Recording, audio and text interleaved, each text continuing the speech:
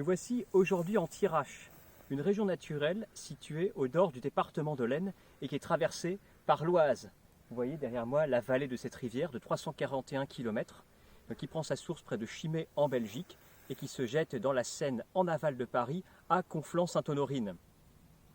Cette région, comme vous pouvez le voir, est une région de bocage. La Thiérache ne vous dit peut-être rien, mais si vous avez déjà mangé du maroilles, eh bien, ce sont dans ces prairies que broutent les vaches qui vont servir à vous donner le lait qui sert à faire le fameux maroilles. Si vous l'avez vu, bienvenue chez les Ch'tis. On y fait également un très bon cidre fermier. Cette région a été pendant des siècles située sur la frontière. N'oublions pas que la Belgique actuelle, et même le Nord-Pas-de-Calais, étaient autrefois les Pays-Bas espagnols, devenus après au XVIIIe siècle et jusqu'à la Révolution les Pays-Bas autrichiens.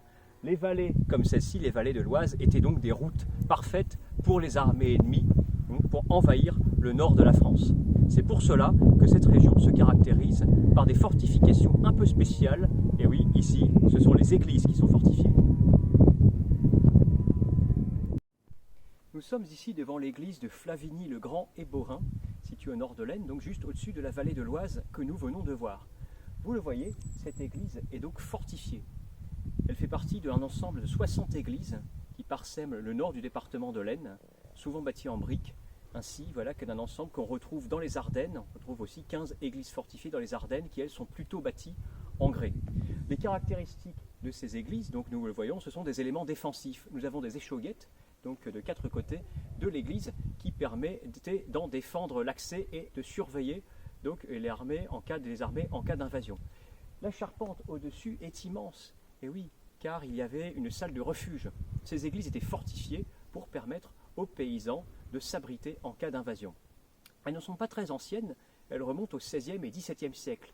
À cette époque, les guerres de religion, ainsi que les conflits incessants entre les Bourbons, rois de France, et leurs rivaux, les Habsbourg d'Espagne, amènent souvent à des guerres sur le nord de la frontière française. Et si Louis XIV est en guerre contre ses rivaux, les Habsbourg d'Espagne, ce n'est pas pour aller conquérir l'Espagne de l'autre côté des Pyrénées, mais pour conquérir les riches villes de Flandre. Donc les paysans n'étant pas en sécurité, ont sécurisé le seul bâtiment qui était en dur, puisqu'ici en Thiérache on bâtit souvent en torchis, ça va être l'église.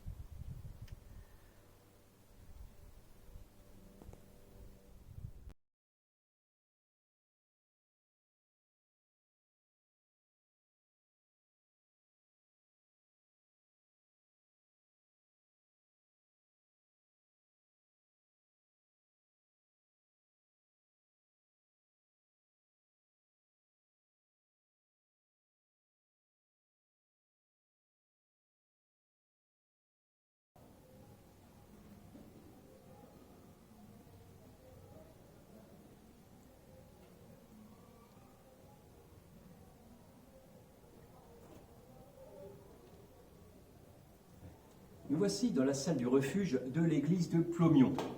Ces églises étaient donc fortifiées et aménagées comme l'étaient les châteaux forts au Moyen-Âge. Avec, voilà, nous avons des créneaux, des archères pour pouvoir défendre le village contre les invasions de troupes ennemies et surtout de mercenaires. Ce que les paysans redoutaient au XVIe et XVIIe siècle, c'était essentiellement les pillards, donc les mercenaires qui accompagnaient les armées et qui venaient donc, qui vivaient sur le pays, qui pillaient donc toutes les ressources des paysans qui n'avaient souvent plus rien. Donc le meilleur moyen de se défendre, c'était de rassembler la population dans cette salle que vous voyez, la salle du refuge, et de pouvoir s'armer et défendre le village avec des tirs d'arbalète grâce à ces meurtrières. Ces salles du refuge permettaient d'accueillir toute la communauté.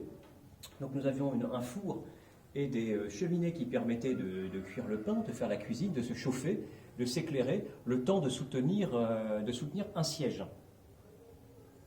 Cette église de Plomion, voilà, a ouvert, la mairie de Plomion a ouvert cette salle en 2020, juste avant l'épisode du Covid, et elle vient de rouvrir exceptionnellement au public en juin dernier.